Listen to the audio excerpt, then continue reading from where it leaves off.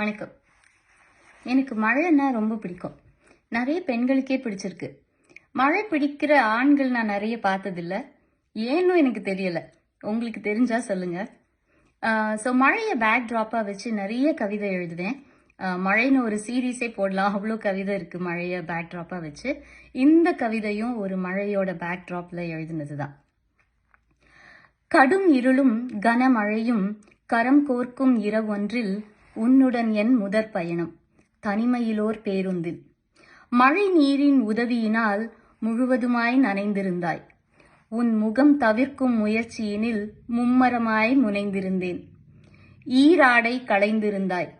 இமை சரித்து சிரித்திருந்தேன். அருகில் நீ அமர்ந்திருந்தாய். நாணத்தால் சிவந்திருந்தேன்.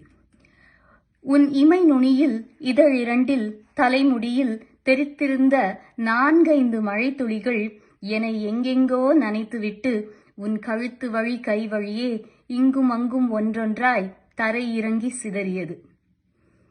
துயில் கொள்ள துடிப்பது போல் பேச்சை நீ துவக்கி வைத்தாய். துயில் மறக்கும் எல்லை வரை அதனை நாம் வளர்த்து வைத்தோம்.